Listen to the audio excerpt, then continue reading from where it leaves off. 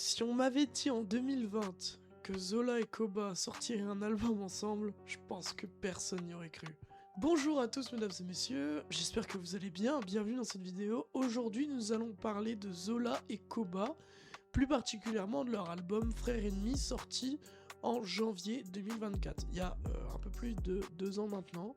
Tout d'abord, on va faire une remise en contexte. Tout commence en 2018 entre guillemets, Zola et Koba ont tous les deux leur premier album respectif, Bad Set pour Koba, Cicatrice pour Zola, ils sont tous les deux à leur prime entre guillemets, et ils représentent un peu la new wave, ce qui serait pour nous au jour d'aujourd'hui un peu comme Ino Casablanca ou même encore La Rafleuse. C'est des petits nouveaux mais qui marchent plutôt bien, il y en a un avec Koba où on est sur de la trap pure, là où Zola lui va un peu plus chercher le flow des States. Ces deux flows assez variés, ils viennent tous les deux du 91. Tout le monde se dit déjà à l'époque qu'il y aurait moyen de faire un feat formidable. Les deux se connaissent entre guillemets, ils ont déjà fumé ensemble, ils ont dit une fois en interview, mais rien de bien concret. Sauf que les réseaux sociaux ont fait qu'il y a commencé à avoir une tension entre eux, qu'au point qu'on finisse par dire qu'ils sont limite en clash, alors pas au niveau de Booba et Karis à une certaine période, mais ils étaient tout de même en clash. Je vais retirer mes lunettes pour des raisons personnelles. Mais donc du coup, de 2018 à 2022, il y aura des petites stories où ça envoie des pics, des passages à Planète Rap où Koba il va dire des choses. Il y a des petits pics par-ci par-là, mais quand je dis qu'on n'est pas sur un clash de la même envergure que Karis et Booba, c'est que là, il n'y a jamais eu aucune confrontation entre les deux. Il y avait un petit clash. Mais du coup, qu'est-ce qui a fait qu'ils se sont rapprochés? Zola va perdre sa mère, voilà, va faire son deuil évidemment, et il va recevoir pas mal de messages de rappeurs, notamment de Koba, même si à l'époque ils étaient en embrouille. Il va recevoir un gros pavé de Koba, qui fait que les deux vont communiquer un petit peu, ils vont rentrer en contact du moins, leurs producteurs aussi, et c'est un peu les producteurs qui vont forcer pour qu'ils puissent se rencontrer dans la vraie vie, et potentiellement discuter. Les producteurs entre eux s'entendent super bien, et de même que les deux rappeurs ça va. Ils vont partir en Espagne tous les deux dans 2 villas différentes carrément, et ils vont en 2 semaines réaliser leur album en commun Frères Ennemis. Et ils vont l'annoncer lors du Zénith de Zola, dans lequel il va y avoir une bande-annonce dans laquelle on va pouvoir voir Zola et Koba annoncer l'album. C'est vrai que c'est quand même étonnant, on parle même pas d'un ou deux sons, on parle de l'annonce d'un projet.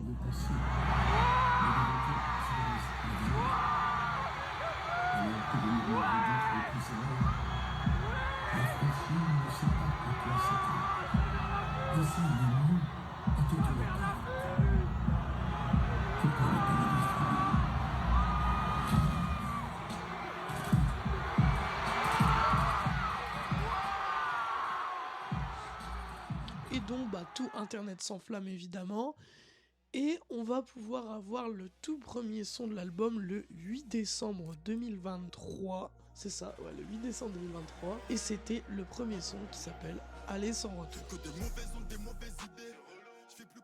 Suite à ça, on aura eu le droit au son de temps en temps, il me semble, fin décembre, début janvier. On a donc eu droit à l'album. Je vais vous donner un peu mon point de vue à moi. Moi, de mon point de vue, je savais qu'ils étaient en clash, mais sans plus.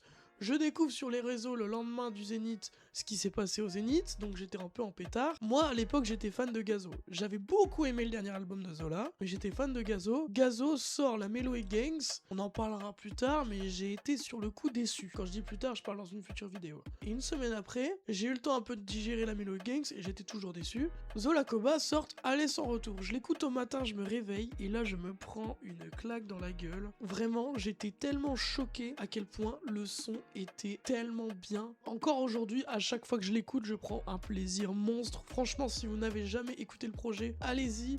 Juste pour cette intro d'album, parce que oui, c'est aussi l'intro de l'album, le premier son qu'ils ont teasé. Et franchement, je trouve que c'est le son parfait pour annoncer un album en commun. On a du passe-passe, on a leurs deux flows qui se mélangent, qui ont une alchimie parfaite dans le son. Vraiment, Aller sans retour, c'est un banger encore aujourd'hui. Malheureusement, il a pas eu le succès qu'il mérite, ce son, je trouve. Je pense qu'il aurait vraiment pu avoir un bien plus gros succès si les gens l'avaient écouté. C'est dommage, mais bon, c'est pas grave, hein, c'est la vie, lol. Mais donc du coup, le projet sort et on a pas mal de sons dessus. On a tout d'abord Aller sans retour. Ensuite, on a Amiri Jean, un son qui est d'ailleurs le son le plus populaire de l'album. C'est le son qui a été le plus écouté, mais Je comprends pas pourquoi c'est celui-ci, parce que très clairement, le suivant, vous le connaissez tous. Amir et Jin, il y a moyen que vous le connaissez pas. Mais si je vous dis de temps en temps...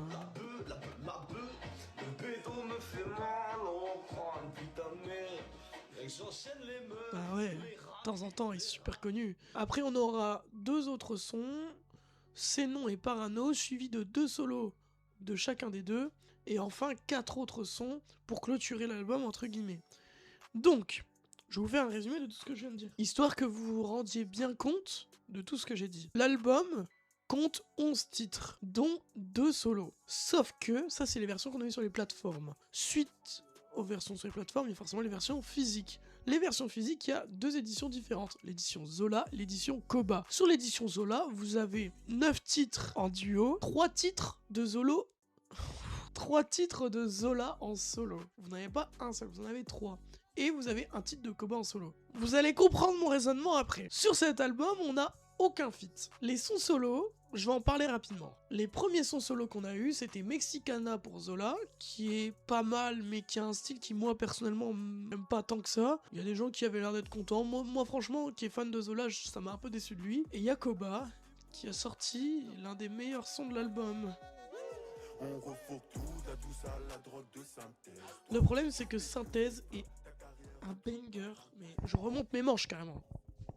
Vraiment, vous vous rendez pas compte à quel point Synthèse, c'est vraiment du Koba à son prime. Et ensuite, les 4 autres sons solo, les 2 de Koba, il y en a un, il est plutôt mid, et l'autre, c'est un son TikTok, mais nul à chier. Vraiment, je sais pas comment Koba a pu pondre un truc pareil. Et de l'autre, on a Zola, qui a sorti un son pareil mid, mais qui, lui, pour le coup, se rattrape avec la main dans le sac, qui, lui, est vraiment pas mal du tout. Je vous conseille de l'écouter, si jamais vous avez la flemme d'aller jusqu'à la fin de l'album. Bah, les autres sons, ils sont un peu spéciaux. Cénon, c'est plutôt pas mal. Parano, je suis pas extrêmement fan, on va pas se mentir. Un billet, j'aime beaucoup. Voilà, un billet, je le dis, j'aime énormément ce son, je vous le conseille. Roulette russe, on revient sur de la trappe pure. En fait, le problème, c'est que en termes de style, cet album, c'est que du vu et revu. Il y a très peu de prise de risque.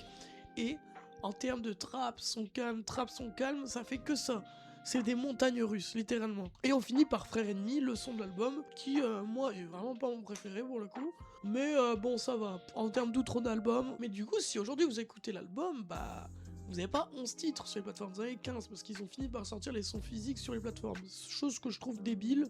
Qu'est-ce qu'on va retenir? Qu'est-ce qu'on va oublier de cet album? Déjà, en termes de storytelling, cet album il est important. Il marque avant tout une période. Durant cette période, faut pas oublier qu'on a eu une très grosse vague d'albums en commun. Mais le problème, c'est que aucun d'entre eux, je pense, va être vraiment mémorable. Ils ont tous leurs qualités, ils ont tous leurs défauts, mais aucun n'égale un Horizon Vertical ou un Pretty Doll Corps.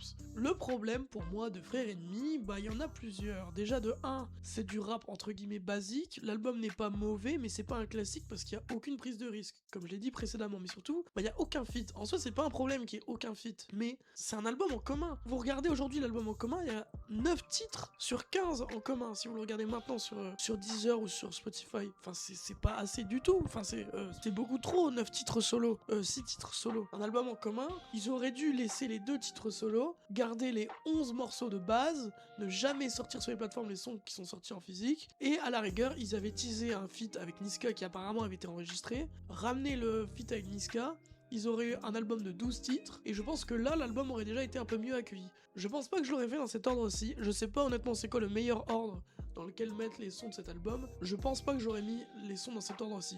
Après, c'est leur choix artistique, c'est eux qui ont voulu le faire comme ça, et ça, en soi, je ne peux rien y faire. J'aurais pas dire, ouais, moi je l'aurais pas mis comme ça, c'est ce que je dis n'a aucun intérêt, dans le sens où c'est leur vision artistique. Je peux dire qu'est-ce que j'ai aimé ou non, pour le coup, moi j'ai quand même bien aimé l'album, hein, faut pas croire. Si je vous en parle aujourd'hui, c'est pas parce que j'ai détesté, au contraire. Ce que je veux dire par là, c'est que, en tant que fan, entre guillemets, de Zola Koba, et encore, c'est plus très ok de dire ça aujourd'hui, mais bon, c'est pas grave. Enfin, si c'est grave, mais bon, bref. L'album avait un potentiel énorme pour le coup, et n'est pas à la hauteur du potentiel qu'il aurait pu être. Aujourd'hui, c'est dommage, mais je pense que personne s'en rappelle, ou du moins peu de monde s'en rappelle, et dans 10 ans, personne s'en rappellera. Là où un Horizon Vertical, D'ailleurs, ils ont annoncé qu'il y aura la suite. Horizon Vertical, il y en a quand même pas mal qui s'en souviennent. Moi, il m'a pas tant affecté, si je suis honnête avec vous. Mais je sais que beaucoup de gens l'ont aimé, et c'est pour ça que je vous en parle aujourd'hui. Sinon, j'en parlerai pas. Mais du coup, bah, c'est quoi l'avenir? Dans une interview, ils ont annoncé que des choses pourraient potentiellement arriver, notamment en teasant le feat avec Niska. Rien n'est sorti. Le problème, c'est que les deux, à l'heure actuelle, bah, ils sont en prison. C'est un peu dommage. On a récemment eu un communiqué de Zola dans un centre pénitentiaire. Bon, Koba, ça faisait longtemps qu'on le savait, mais Zola, on n'était pas au courant qu'il était en prison. Zola a annoncé un album pour 2026. Logiquement, il est censé sortir dans pas longtemps, vu que ça fait un moment qu'il le tease. Vu qu'il est apparemment retourné en prison, bah, je sais pas quand ça pourra sortir. Ça aurait été drôle que les deux soient ensemble en prison. Ils auraient pu nous sortir une partie 2. C'est horrible de dire ça, mais en vrai, ça aurait été un peu drôle. En tout cas, moi, j'ai adoré l'album. Je vous conseille tout de même de l'écouter, voilà. Parce que même s'il y a peu de chances qu'il vous plaise, il y a tellement de styles un peu variés que je pense que c'est impossible qu'il n'y ait pas un son qui vous plaise dans le lot, honnêtement. Il y a plus de chances qu'il y ait des sons qui vous déplaisent que vous plaisent, mais bon, c'est pas grave. En tout cas, moi, j'ai adoré cet album. C'était important pour moi d'en parler. Sur ce, je vous remercie d'être arrivé jusqu'ici. Et je vous dis à très bientôt pour une future vidéo. C'était Le Pied. À bientôt.